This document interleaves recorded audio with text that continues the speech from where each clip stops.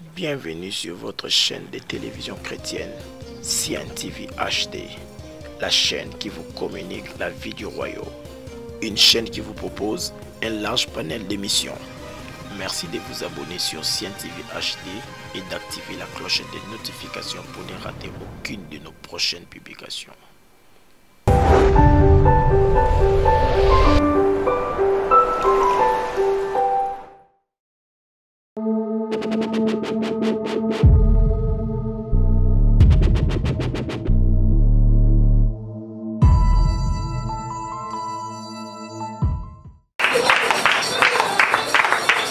Acclamons puissamment le Seigneur. Il est merveilleux, il est merveilleux. Acclamons très fort Jésus.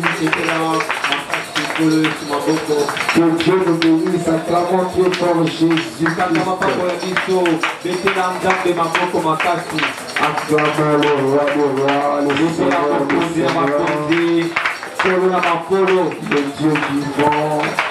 Le Dieu capable de refaire du bien. Son amour pour nous n'a pas de fin. Alléluia. Amen. Alléluia. Amen. Alléluia. Amen.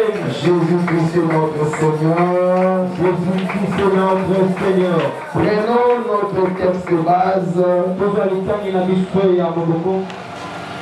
2 Corinthiens 10, 3 à 6. 2 Corinthiens. Nous lisons au nom de Jésus. Si nous marchons dans la chair, nous ne combattons pas selon la chair. Car les armes avec lesquelles nous combattons ne sont pas charnelles, mais elles sont puissantes par la vertu de Dieu pour renverser les forteresses. Nous renversons les forteresses, les raisonnements et toute hauteur qui s'élève contre la connaissance de Dieu, et nous amenons toute pensée captive à l'obéissance de Christ. Nous sommes prêts aussi à punir toute désobéissance lorsque votre obéissance sera complète. Amen. Amen. Nous avions déjà appris beaucoup de choses depuis la semaine passée. Nous avons compris ce que c'est le combat spirituel. Nous avions dit que le combat spirituel vise les âmes perdues. Que Dieu nous bénisse pour pouvoir nous mettre. Lorsque Dieu nous met à l'épreuve, c'est pour nous fortifier. Et quand le diable nous tente, c'est pour nous pousser à pécher. Et le péché qui nous sépare de Dieu, pour nous permettre de bien contrôler les âmes. L'armée de Jésus-Christ est en train de militer pour sauver les âmes. L'armée du diable pour maintenir les esprits dans l'ignorance. L'arme efficace que le diable utilise, c'est les mensonges. Il pousse les êtres humains à croire que Dieu n'est pas juste. Il pousse les êtres humains à croire que Dieu n'est pas bon. Le royaume de Jésus-Christ est un royaume qui marche avec la vérité. Et nous avions dit hier que le diable bâtit des forteresses. Nous avions dit que les forteresses sont des lieux, sont un mode de pensée, que le diable est riche, établi pour se sentir confortable lorsque les enfants de Dieu prient. C'est-à-dire tu peux venir à l'église, mais s'il y a des forteresses, il y a des forteresses en toi, et cette prière-là ne sera pas efficace. Le diable sera tranquille. Nous avions compensé, nous avions parlé des trois premiers types de forteresses. Nous avions parlé des forteresses personnelles que l'homme bâtit par le péché. Et lorsque ces forteresses est construit, le diable se sent confortable. C'est à travers nos mauvaises pensées, c'est à travers notre attitude, notre manière d'être, nous nous comportons. Alléluia. Il y a d'autres personnes qui ont bâti des forteresses à cause de l'orgueil et de l'intelligence.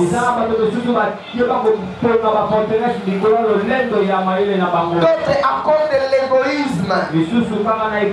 D'autres à cause des attitudes qu'ils peuvent afficher. Et nous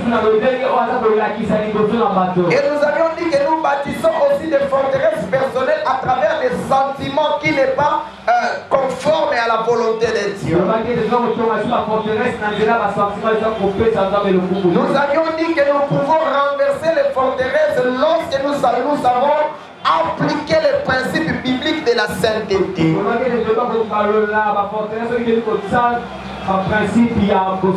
Deuxième type de forteresse, on a parlé des forteresses de l'esprit. Où le diable cherche à nous faire croire que c'est impossible de pouvoir atteindre tel ou tel groupe et les amener à Dieu. C'est-à-dire le diable bâtit une ligne d'impossibilité. Dans ton esprit, tu ne crois pas que le changement peut se procéder dans ta famille ou dans ta vie. On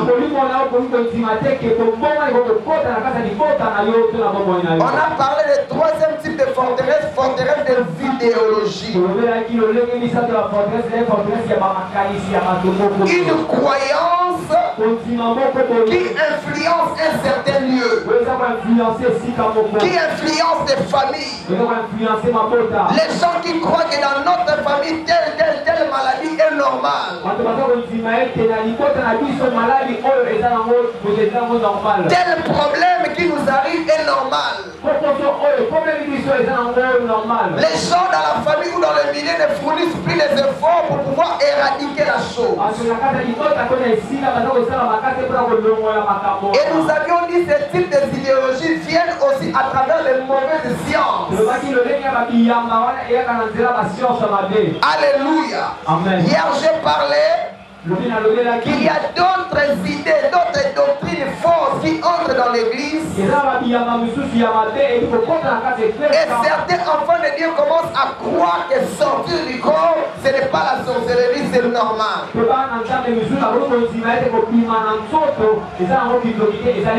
Parce que les membres de sectes sataniques qui sont des membres du groupement de New Age, de Nouvelle Âge, qui prennent quelques versets de la Bible séparément pour chercher à défendre leurs idéologies. Et cela pousse beaucoup des enfants de Dieu à s'écarter de bons chemins. Et aujourd'hui, je continue. Je parle des forteresses occultes.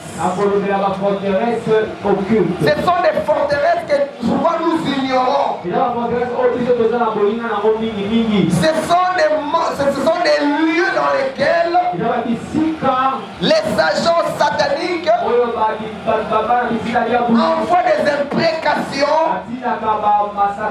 contre les églises, contre les responsables des églises. Et ces imprécations poussent les responsables de l'église à vivre dans le péché. Et si l'église est distraite, à la place de prier pour les responsables, ils critiquent les responsables et cela permet au diable de pouvoir les attaquer facilement. Un homme de Dieu n'est pas Dieu. C'est un être que Dieu a établi pour vous conduire. Il reçoit des révélations de la part de Dieu. Mais il a aussi besoin de vos soutiens. Il a besoin de vos prières. Même s'il prie pour vous, il vous conseille, il vous oriente. Il a aussi besoin de prières. Parce qu'il reçoit plus des attaques que vous. Parce que son métier c'est de garder vos âmes. De lutter, d'entrer dans vos combats. De faire les combats de vos familles, les siennes. Alors il a besoin de soutien de prière. Raison pour laquelle ici à la cité d'Alliance, si tu es un enfant d'Alliance, c'est important de se mobiliser, d'être à temps à l'église pour participer à l'intercession et soutenir ton pasteur dans la prière. L'intercession du pasteur se fait avant la prédication. Et à chaque fois que tu rates ces moments, tu rates l'opportunité de prier pour ton pasteur. Alléluia. Amen. Que le Seigneur nous aide, qu'il nous donne la force afin que nous puissions participer dans ces moments. Ces forteresses occultes sont ces lieux où les diables à travers ses acolytes lancent des malédictions. Les malédictions dans lesquelles affaiblir les hommes de Dieu, affaiblir les chrétiens, affaiblir les églises. Alléluia. Amen. Alléluia. Amen. Et ces forteresses qu'on appelle les forteresses occultes est suivi de cette forteresse qu'on appelle des forteresses territoriales. Les forteresses territoriales sont des lieux précis, des endroits où les diables opèrent régulièrement. Dans l'Ancien Testament, il y a des lieux qu'on appelait des hauts lieux. Ce sont des lieux où il y avait des sacrifices. Il y avait des hôtels bâtis dans l'objectif de maudire les peuples. Souvenez-vous de Balaam et Balak. Balak a fait appel à Balaam. Nombre chapitre 22. Il a dit j'ai besoin de battre Israël. Mais Israël est fort. Israël a un Dieu. Israël est en bon terme avec son Dieu. J'ai besoin de briser son harmonie avec Dieu. Je vais les séparer de l'amour de son Dieu. Je vais les séparer de la protection de son Dieu. Alors s'il te plaît, Balaam, viens. Je veux que tu maudis ces peuples. Maudis Israël. Afin qu'il perde sa protection. Je dis toujours, les diables ne peuvent jamais t'attaquer et te vaincre si le cercle de sécurité, de puissance qui est en toi est solide. Raison pour laquelle j'insiste. Quand tu pries, ne sois pas distrait. Quand tu pries, que ce soit à la maison, que ce soit à l'église, que ce soit dans les lieux où tu fais les affaires, ne commencez pas les affaires sans bâtir les cercles de puissance. Les diables peuvent utiliser même des clients pour venir t'envoûter. Ils peuvent utiliser tes voisins pour te distraire.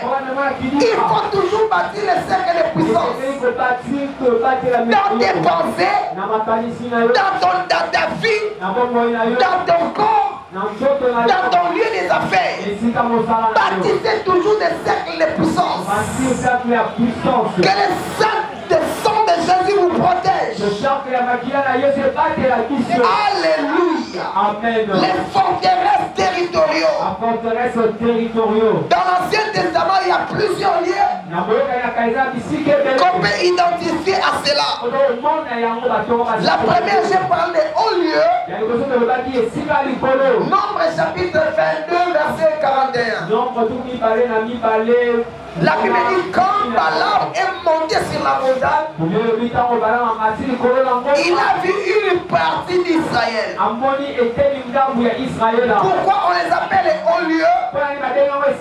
Ce sont des lieux qui permettent aux mauvais esprits de bien visualiser ta famille. Pour pouvoir envoyer des malédictions. Alléluia. Amen. Autre lieu de forteresse dans la Bible. Dans Jérémie chapitre 50 verset 2 à 3. On l'appelle Bel-Marduk.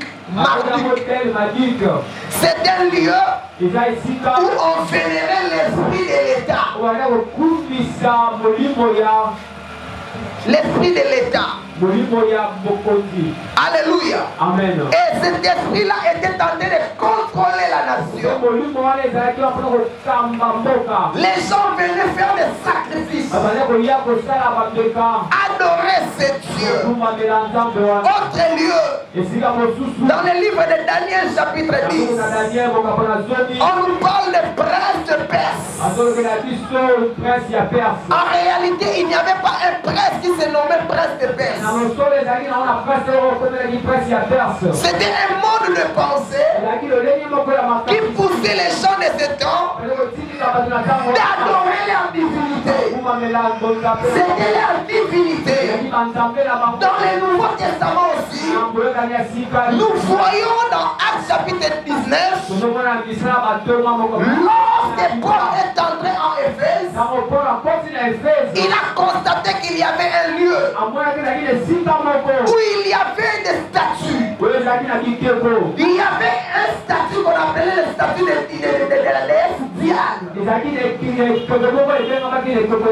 Et ces statues-là, les gens les vénéraient. Pour eux, ils disaient que c'est leur Dieu.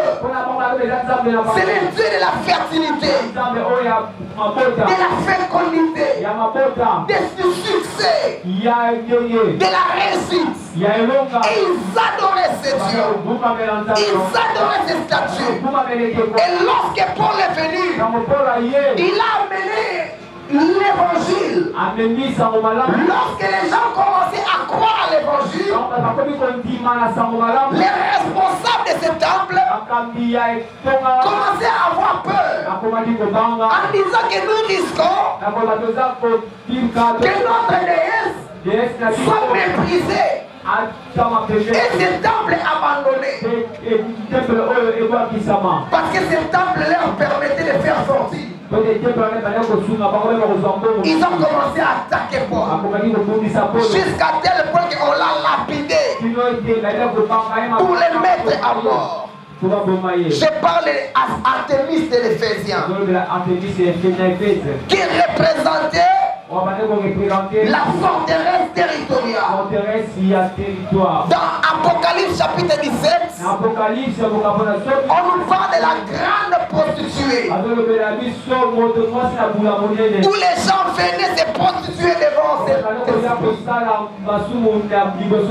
Alléluia. Autre type de forteresse, les forteresses sectaires.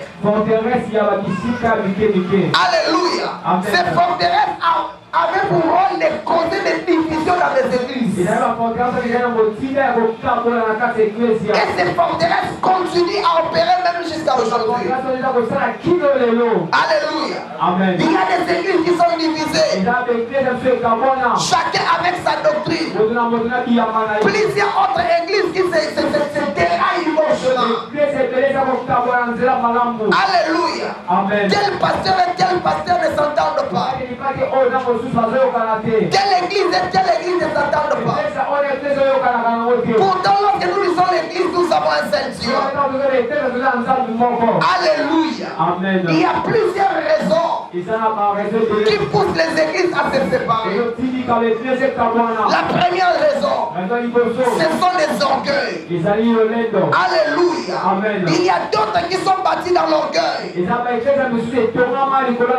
L'orgueil de la théologie. Nous avons fait la théologie. Et nous nous sommes mieux placés. Vous n'êtes pas des pasteurs. Parce que vous n'avez pas fait la théologie. Qui vous a dit que c'est la théologie qui établit les pasteurs? Moi j'ai fait la théologie. Mais la théologie a pour rôle tout simplement de soutenir l'appel. La théologie ne fait pas des pasteurs. Je me souviens, j'étais en conversation avec un pasteur qui avait posé une question en disant: quelle est l'université qui fait sortir les pasteurs? J'avais compris sa question, mais j'avais tout simplement voulu les compliquer. Je lui ai dit qu'il n'y a aucune université qui fait sortir les pasteurs. Il m'a dit: tu es sûr? J'ai dit: je suis trop sûr. Il n'y a aucune université qui fait sortir des pasteurs. Et pour pouvoir l'aider, je lui ai dit: si tu parles des universités qui font sortir des théologiens, ah là il y a plusieurs. L'appel pastoral, c'est Dieu qui appelle. Ce n'est même pas une communauté. C'est Dieu qui appelle. Et la communauté approuve. Alléluia. Et on envoie des pasteurs faire la théologie pour les aider à ne pas commettre plus beaucoup d'erreurs. C'est comme quelqu'un qui a un métier, qui a un don par exemple, pour mieux faire travailler ses dons, il a besoin de la formation. C'est comme une femme. Nous savons que la femme est destinée pour être au foyer, prendre soin de sa maison, mais pour qu'elle puisse bien jouer son rôle, elle a besoin de la formation. On doit lui dire qu'en tant que femme, tu dois faire ça, ça, ça. Même les hommes, pour se marier ou pour travailler, c'est vrai que nous sommes censés être dans ce lieu, mais nous devons passer aussi par la formation. La formation te permettra de comprendre ton rôle en tant qu'époux. Quand tu n'es pas formé, tu peux prendre ton argent, l'abuser, l'utiliser d'une manière, d'une fausse manière, et négliger la famille. Mais quand tu es préparé, tu sauras que je dois me battre pour ma famille, pour ma femme et pour mes enfants. Alléluia. Mais même aussi en tant que pasteur, on ne peut pas se dire seulement les pasteurs pour le plaisir de l'église. En tant que pasteur, nous avons des responsabilités. Lorsque nous rencontrons des fidèles, ils nous soumettent leurs problèmes. En tant que pasteur, nous les portons à cœur. Et lorsqu'on se sépare, on part dans un coin, chercher la face de Dieu, afin que la main de Dieu se manifeste dans la vie. Et si dans notre Dieu, nous n'avons pas encore vu les résultats, on continuera à prier, on générait. C'est vrai qu'on ne peut pas vous dire tout ce que nous faisons, mais tout pasteur responsable, il s'engage dans sa mission. Des fois il peut perdre sa santé, des fois il peut perdre la paix, tout simplement parce qu'il voit que ses fidèles n'évoluent pas. Je bénis Dieu parce que Dieu m'avait rassuré que ces saisons Pasola Lola sont des résultats. Seront des résultats, des bénédictions. Alléluia, alléluia. Raison pour laquelle toute personne qui participe dans ces saisons Pasola Lola, la présence de Dieu se manifestera puissamment et vous ferez des changements dans vos vies. C'est vrai, nous ne nions pas le combat. Le combat peut être là, mais une chose est vraie, la victoire nous appartient. Alléluia. Amen. Je disais les forteresses territoriales a pour rôle de semer des divisions. Alléluia. Amen. Alléluia. Amen. Il y a des forteresses des églises. que je parlerai demain. Je parlerai de 7 églises d'Éphèse et les 7 églises de l'Apocalypse. Et je vais établir les liens entre les différentes forteresses de ces églises. J'avais dit la liste des forteresses sont non exhaustives. Mais on prend seulement l'essentiel. Mais à travers ces essentiels, tu comprendras comment les autres forteresses sont aussi établies. Mais aujourd'hui, j'avais voulu parler encore sur comment devons-nous détruire les forteresses. Connaître les forteresses, c'est bien. Mais savoir comment les détruire est très important. Je vais parler de 5 choses pour détruire les forteresses. La première des choses, il faut avoir la volonté de se repentir. Il n'y aura pas de destruction des forteresses si tu n'as pas la volonté de te repentir. Les forteresses se construisent à cause du péché. Tu peux entrer dans la bataille. Tu perdras la victoire si ta vie est dans le péché. Il faut te repentir de toute mauvaise pratique. Il faut te repentir des mauvaises pratiques. Il faut se repentir des mauvaises pensées. Il faut se repentir des idéologies mondaines. Il faut se repentir de la philosophie du siècle présent. La Bible dit ne vous conformez pas au siècle présent. Mais soyez transformés par le renouvellement de l'intelligence. Si ton intelligence est renouvelée, tu sauras différencier ce qui est agréable à Dieu et ce qui ne l'est pas. Deuxième étape pour détruire les forteresses. Il faut identifier les forteresses qui t'influencent ou influencent ta famille ou le milieu. La destruction des forteresses, on ne doit pas le faire d'une manière précipitée. Il faut chercher à identifier cela. Quelle est la forteresse qui pèse sur moi? Est-ce que c'est la forteresse de péché personnel? Est-ce que c'est la forteresse territoriale? Est-ce que c'est la forteresse de la pensée? Il faut savoir identifier les forteresses pour lancer l'attaque contre ces forteresses. La troisième chose, il faut lier et délier. Les rôles des forteresses, c'est de lancer des malédictions, lancer des blocages, des freinages, que les esprits entrent dans des embargos. Et quand tu utilises l'autorité de Dieu, c'est pour lier les esprits. Tu ne peux pas piller la maison de l'homme fort si tu ne commences pas d'abord par les lier. Lorsque tu entres dans la bataille spirituelle, il faut lier les mauvais esprits qui vous influencent.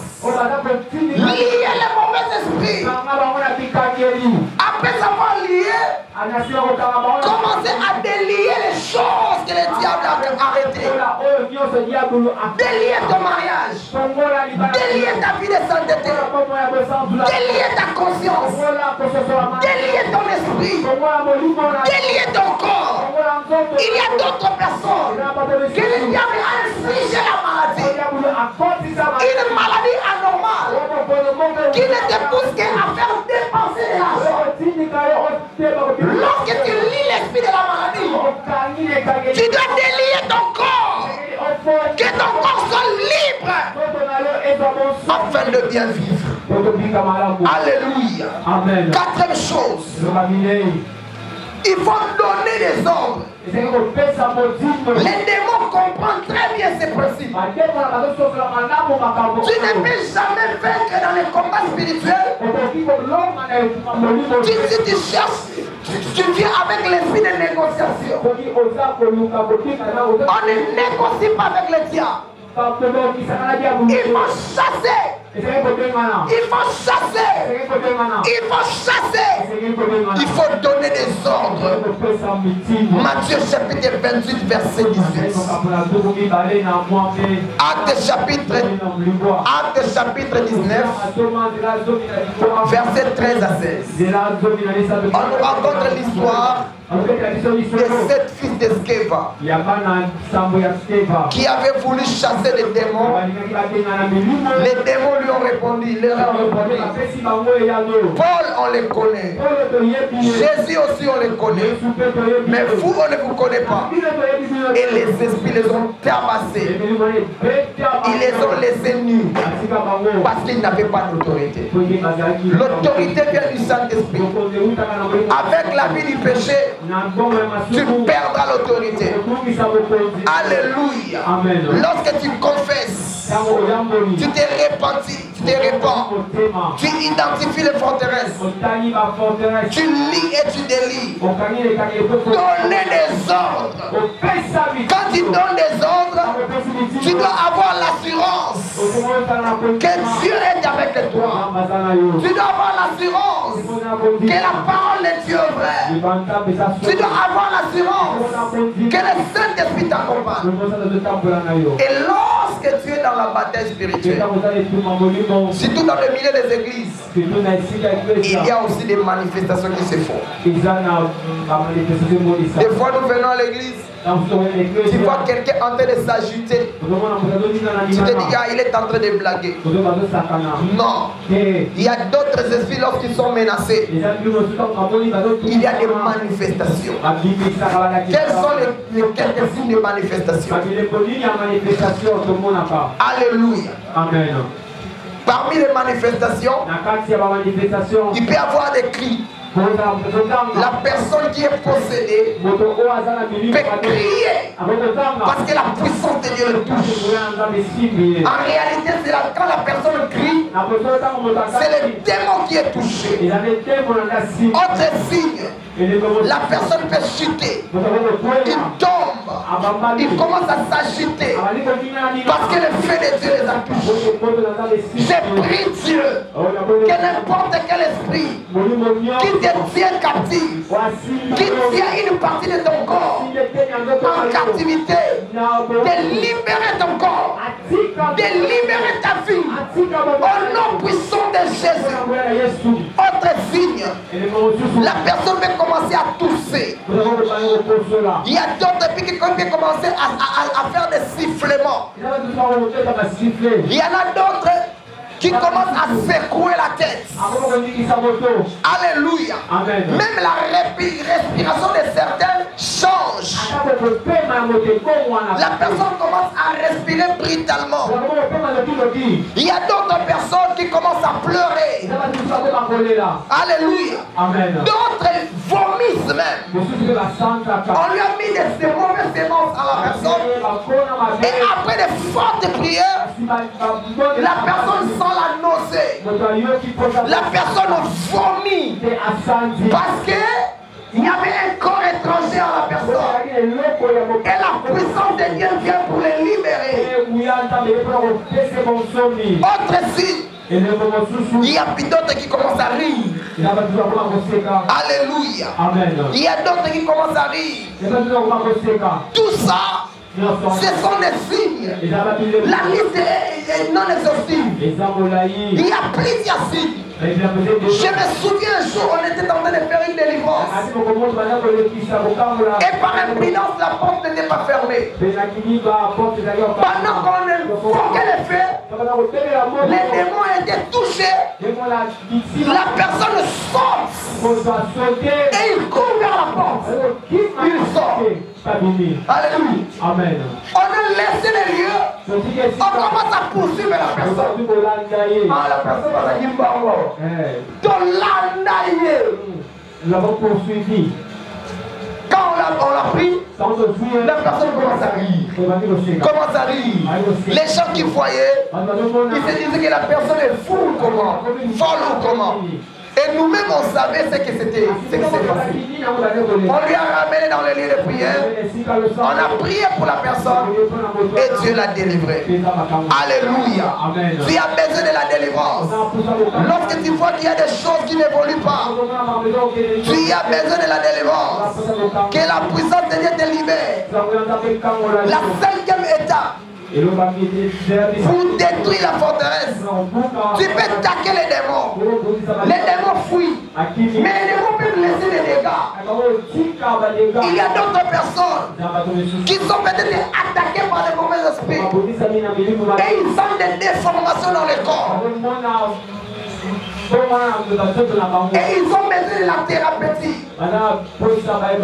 Ils ont besoin de traitement. Alléluia. Le premier traitement, c'est que le Saint-Esprit doit commencer à effacer des mauvaises images. Prenons par exemple, le Seigneur délivre une femme prostituée qui dans ton esprit a des images de sa vie passée.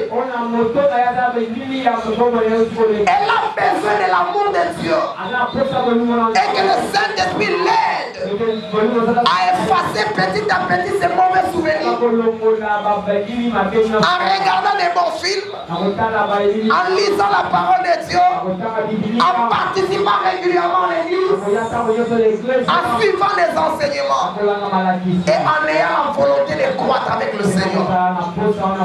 Peuple de Dieu, amen. Et alors maintenant, quelles sont les précautions à prendre pour entrer dans le combat spirituel et renverser les forteresses?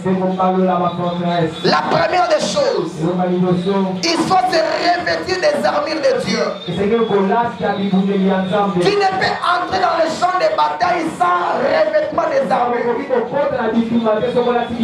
La parole de Dieu sont des armes efficaces. Deuxième chose à faire, il faut se soumettre à Dieu. La soumission à Dieu nous donne l'autorité de Dieu.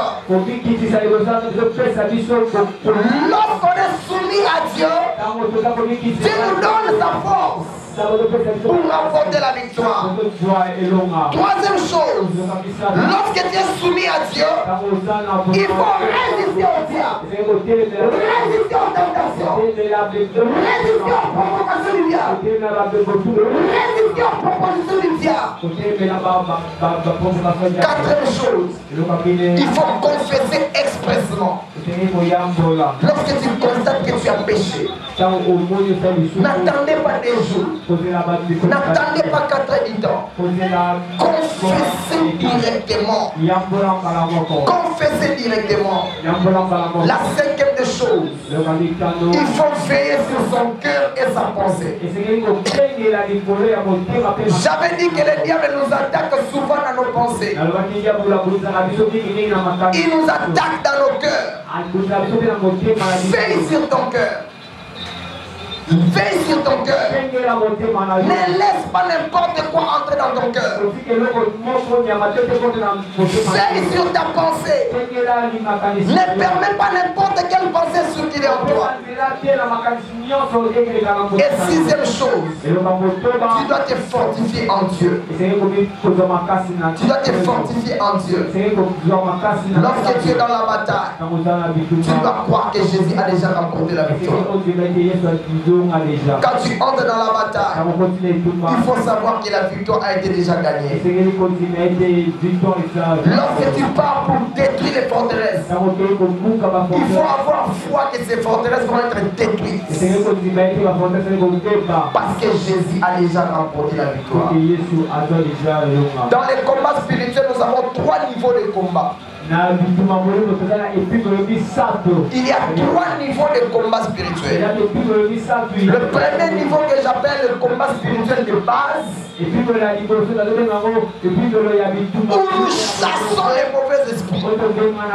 Nous chassons les mauvais esprits. Deuxième niveau de combat spirituel, ce sont des combats avec des occultes. Nous sommes là en train de prier.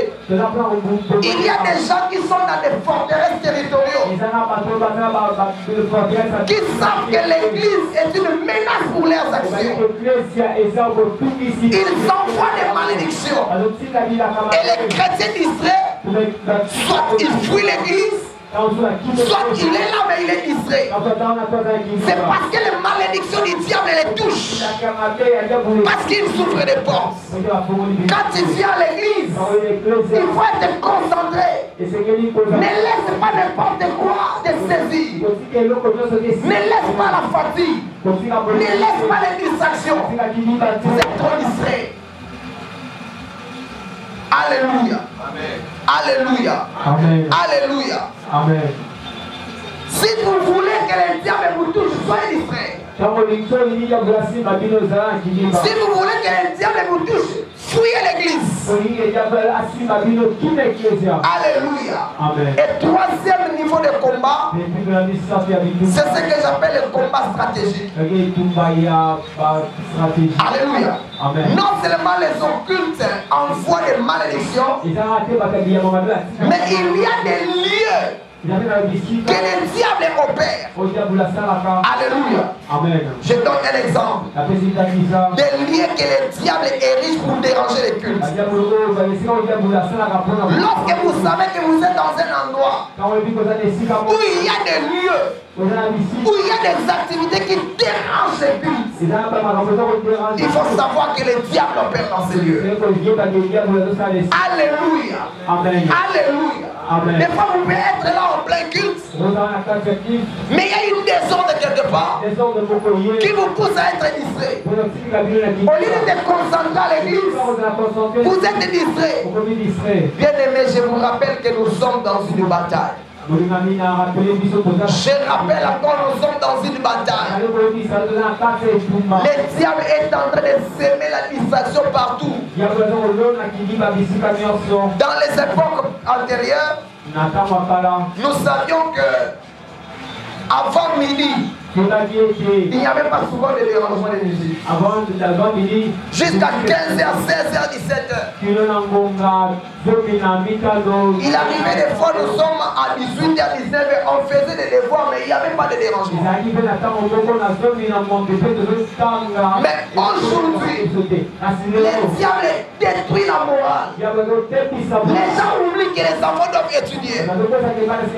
Les gens oublient que les enfants doivent recevoir des éducations. Mais on met des bruits du matin au soir. Il arrivait même des fois quand il y a deuil. Dans les milieux de musique, on mettait des chansons chrétiennes. Mais aujourd'hui, on n'a même pas le respect des morts. Il faut comprendre que nous sommes dans le temps de la fin, où les diables fait distraire les gens pour les empêcher à aller au ciel. Mon frère, ma soeur, lorsque tu vois de tels signes apparaître, il faut savoir que le temps du retour de Christ est proche. Ne soyez pas distraits. Ne soyez pas distraits. Protège ta foi. Augmente ta foi. Augmente ton zèle pour Dieu. N'abandonne pas Dieu. Ne te lasse pas de ton église. Alléluia. Attache-toi à Dieu. Et le Seigneur t'aidera. Que le Seigneur bénisse sa parole.